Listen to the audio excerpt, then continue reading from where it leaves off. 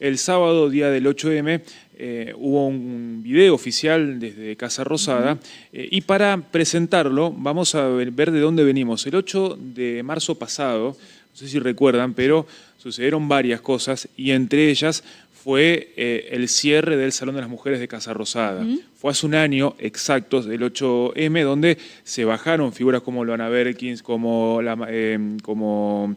Alicia Moró de Justo, Alfonsina Storni, Tita Merelo, también Mercedes Sosa, y se lo reemplazó por el Salón de los Próceres, donde está repleto de hombres, entre ellos Carlos Menem, por ejemplo. Entonces, toda esta cuestión simbólica le daba inicio a un gobierno que iba a recortar en distintas áreas, pero antes vamos a escuchar para poder contrastarlo al menos con datos y salir de esa indignación para poner sobre la mesa las cuestiones objetivas de qué se puede hacer y con qué recursos se cuentan para luchar contra la violencia de género.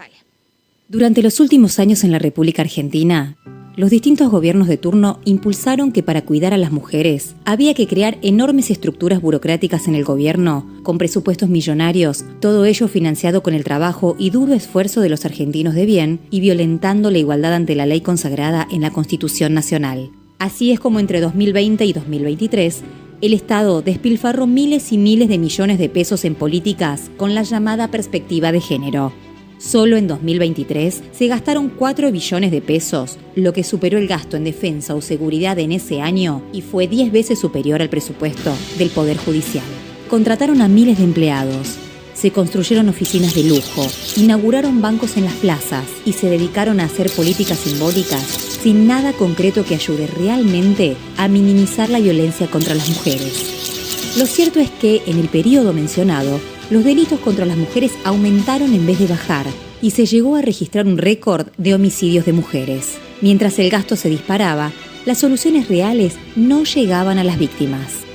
En 2024, con la llegada del presidente Milei, se cerró el Ministerio de la Mujer y se eliminaron todas las áreas de género de los demás ministerios. El gasto en políticas de género para las mujeres se redujo. Hoy es mi último día en el Ministerio de Mujeres, Género. Pero en vez de seguir subiendo, la violencia bajó.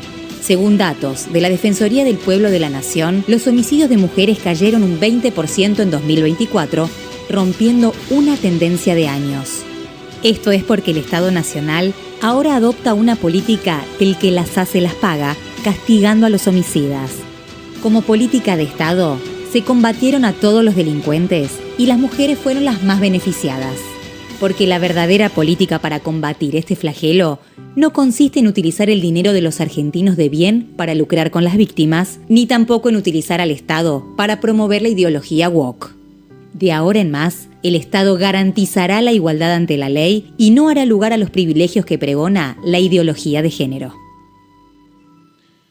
Bueno, esto lo publica, vamos a repetir para el que estaba escuchando, preguntando ¿quién hizo esto? Esto lo hace Casa Rosada, es con la comunicación oficial por el 8M. No hay ni feliz día, ni feliz lucha, ni ningún mensaje al respecto. Es un lenguaje 100% libertario. Sí, es un poco fuerte escucharlo, al menos para lo que veníamos acostumbrados, o las discusiones que habíamos dado y que creíamos saldadas, o al menos un punto de partida hacia la equidad. Vamos a ver por qué digo equidad y no igualdad. En cuanto, está plagado de mentiras flagrantes. Vamos a empezar por el principio.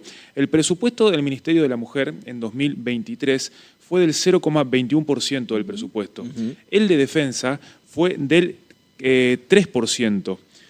Y el de seguridad el 2,2%. O sea, fíjense la magnitud. De los 19 ministerios que presentó Alberto Fernández, empezó con 20, terminó con 18, pero los 19 en ese momento está en el puesto 17 en presupuesto para sus políticas. Él está liderado por trabajo, por educación, por justicia, y el Ministerio de la Mujer se encuentra en el puesto número 17. A partir de acá, y de esta mentira, vamos a ver otros desmantelamientos de organismos dentro de la estructura de la perspectiva de género. Se redujo el presupuesto y el personal en la línea 144 de asistencia a las víctimas, asistencia directa. Estamos hablando de primera línea de atención a quien está padeciendo una situación de violencia. 30% menos de ejecución presupuestaria en ese área.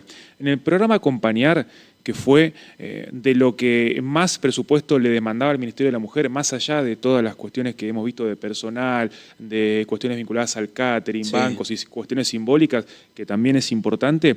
El 80% del presupuesto fue reducido en 2024 en el programa Acompañar, este programa de gobierno que le daba una asistencia por una cierta cantidad de meses a todas aquellas mujeres y disidencias, porque también estaba destinada al colectivo LGTBIQ+, y a sus familias, en caso de, lamentablemente, sufrir una pérdida, por una cantidad de tiempo para que puedan salir de ese entorno violento.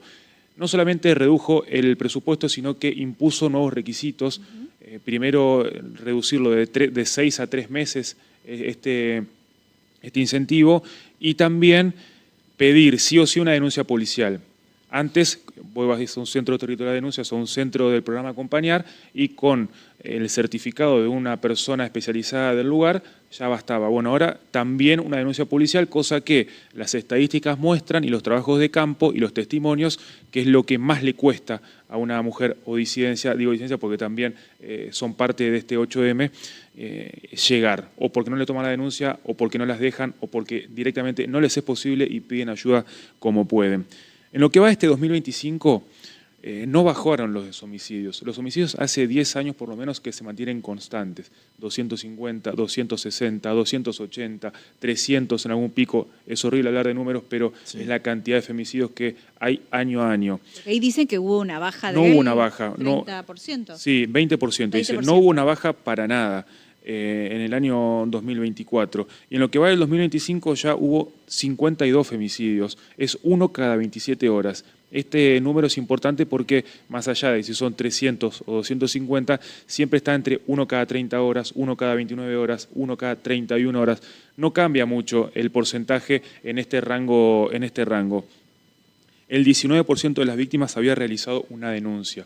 En el año 2024, según algunos estudios, casi el 80% de las víctimas conocía a su agresor.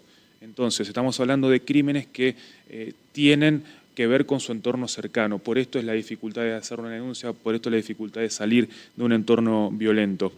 Y sobre esto, más allá de las políticas de género, también tenemos que ir a los datos económicos, porque hay brecha salarial, brecha de empleo, y tiene números muy concretos. En la brecha de empleo, la tasa de empleo de mujeres, esto es, las mujeres que trabajan sobre la cantidad de mujeres de la población económicamente activa en mujeres, fue del 46% y en los varones 66%. Hay un porcentaje muy grande de diferencia entre los varones trabajando y las mujeres trabajando. La tasa de desocupación en mujeres también fue más alta que los varones y en el dato concreto es que de las mujeres entre 14 y 29 años el desempleo llegó al 16%. Superando en varios puntos al de los hombres. En la brecha salarial, que aquí es donde también choca con el discurso eterno reclamo de las mujeres, eterno ¿no? reclamo libertario de las mujeres. ¿Por qué? Porque hay una falsa concepción de que si nosotros dos somos panelistas, yo gano más por ser hombre. No es la cuestión esa de la brecha salarial, es cómo se divide la masa salarial en la población.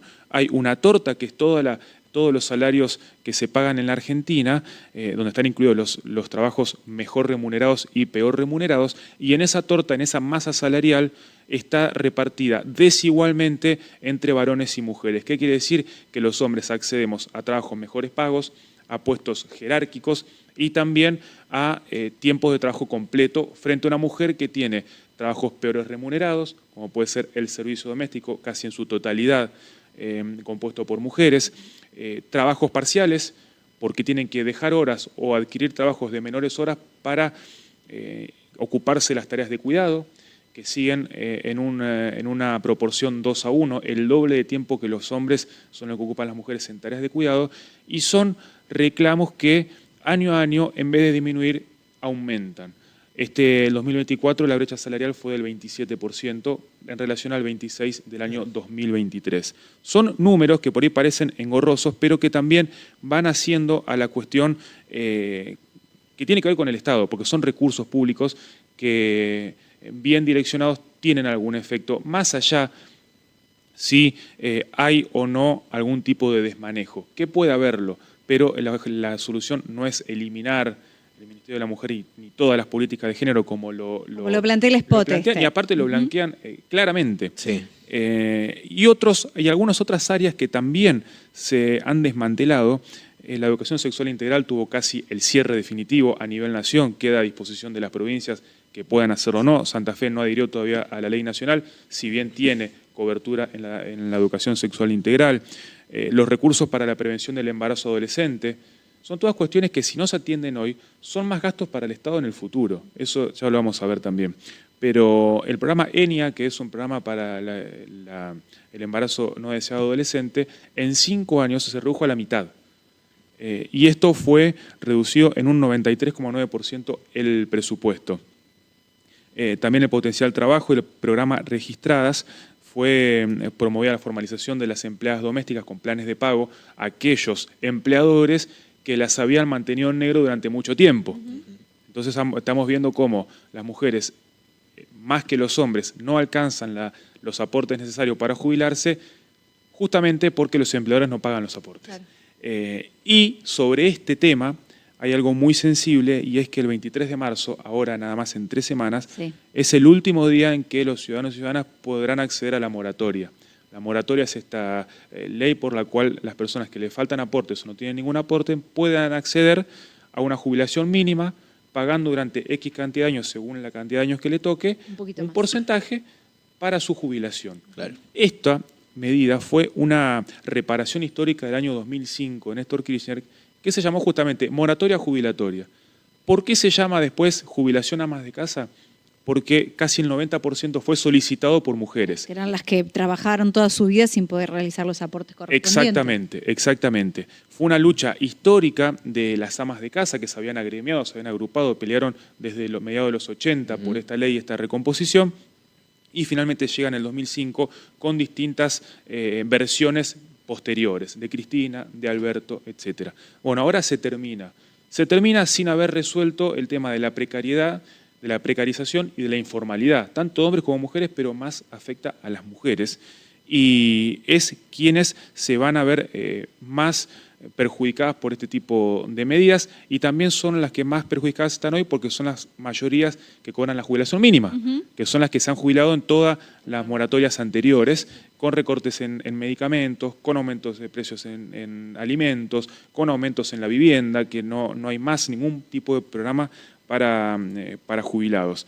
Entonces, acá vamos a atacar el último bastión del liberalismo, que es la igualdad ante la ley, que es lo que plantean. ¿Por qué las mujeres tienen privilegios?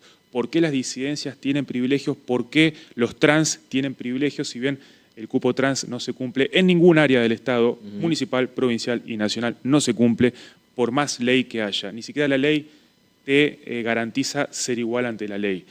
Pero la igualdad ante la ley, por supuesto que somos todos iguales porque es para todos, la Constitución es una sola, los códigos son uno solo y se aplican según el caso.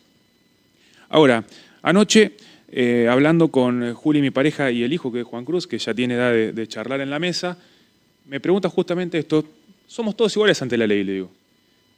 Me dice él. Digo, sí, pero fíjate que somos iguales, pero no hay equidad. Me dice, ¿qué es la equidad? Anda, explícale ahora. Le digo, bueno, suponete, hay un dibujito, un gráfico que lo explica muy bien. Suponete que vamos a la cancha, vos y yo. Sí. Yo mido 1,86 y vos medís 1,50. Sí. La igualdad ante la ley diría que a cada uno nos corresponde un banquito de 50 centímetros para ver el partido. Yo con 50 centímetros llego perfecto a ver sobre el alambrado, pero vos con 50 centímetros no llegás ni siquiera a engancharte del último ladrillo.